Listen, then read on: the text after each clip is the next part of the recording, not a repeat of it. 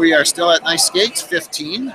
I'm Andy, and with me is Amy Balling, who was. This is a really special moment because Amy was the first Coffee with the Geek interview. The original. The original. So it's really special having you back. Thank you. And being a part of Nice Skate. You did a presentation this year. It was kind of a co-presentation. Yep. Can you tell me a little bit about that? I did a presentation with two fellow master teachers that I know, and we did it on gamification, which was our professional. We have professional learning teams, and it's like the best staff development you've ever done because you get to choose what you're doing and what it's about and what you're going to do with it. So we started one on gamification last year, and we pretty much, in our presentation, we showed how we use badging in our classes and how we allow students to level up. I use it for lab minutes. That's how I keep track of my lab minutes. We showed people how to make physical badges that students can stick onto their binders. So when they level up, they receive a badge and it goes right onto their binder. We showed them how to set up a leaderboard using Google Forms, which feeds into a spreadsheet. And then the spreadsheet has a XP calculator on it, and it calculates who's at what level, and it's a nice, easy way to keep the record keeping to a minimum. And we also showed how to make scratch-off tickets so that they can be given as prizes to the students, and the students can scratch off that area and see what their prize is. It's really simple to do. It's an idea I got from Pinterest. So the idea behind, I think, gamifying your classroom is to increase student engagement. Do you find that increases your students' engagement just as an anecdotal experience? A lot. I wanted to do it so it was separate from grades because I felt like the higher achieving students always get the recognition. So I wanted to keep it very separate from the grades. And I did it with lab minutes because I figured even if they turned a lab in, as long as it was complete, they earned the minutes for it. So they earned the XP. So, and I found that the boys really bought into it. The girls like it. The boys love it. And they fight hard to get more XP. I have kids coming up to me, like I'm sure Wednesday when I go back to school, there will be kids that'll come up and say, Mrs. Balling, is there a lab that I can take home and do over the vacation, over the 2 days that we have off, so I can earn more XP?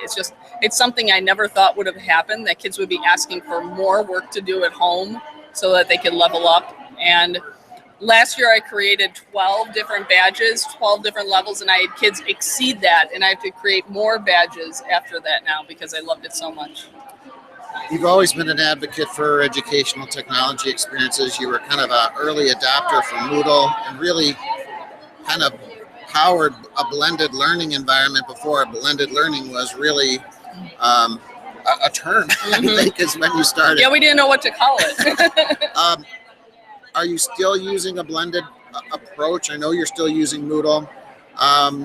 Do you still see that as a technology that has meat on the bone and things we can carry on in the future? I think it's wonderful. I use it a lot. I still have a blended classroom or a hybrid class, some people call it, because I find that students, they don't all learn at the same pace. And by doing the lessons online and having them go at their own pace, they can take the time that they need. And a lot of kids have never had that opportunity before in their entire school career to take the amount of time that they need. So they can watch a real short video, and pause it if they need to write something down. A lot of kids can't hear what the teacher is saying and write at the same time and pay attention to what is going on in the class. So this allows them that luxury that they can work at their own pace and pause, rewind, go back, rewatch things. It's wonderful, and it's available 24 hours a day, 7 days a week.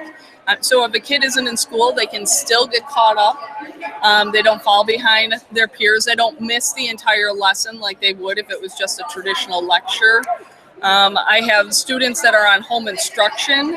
That's the way that they are learning the material in the class because they can't be in school based on fears of school or because they're in the hospital or some medical reason. So they're able to still stay with the class and participate with the class even by using Moodle and doing it online. You're here at NiceGate, and NiceGate is a great opportunity to learn.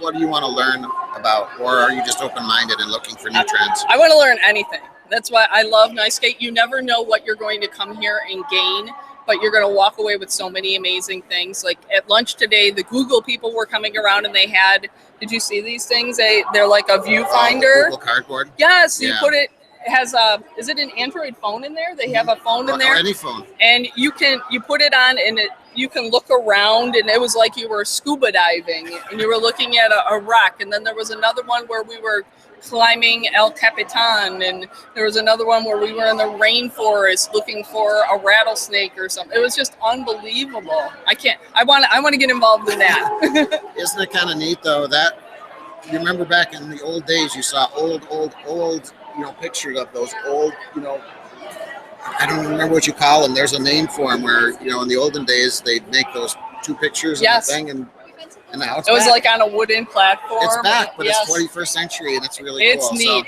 And I'm sure it'll become even more interactive later. I can't wait. I love it.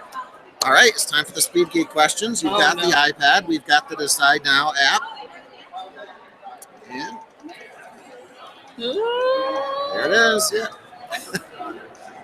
My favorite tablet. Yeah. Well, the only tablet I really know is the iPad, which is my favorite. And I have several of them, and I love the iPad. Okay, so that's an easy one. Go Easy ahead. one. You got two more. I hope I know what these are referring to. I'll help you out. Keep going. I don't know this one.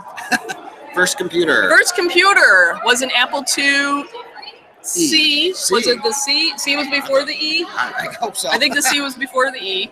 And that was my first computer. My dad was a teacher in Buffalo, and they had two of them in the entire school, and they needed a way to store them over the summer.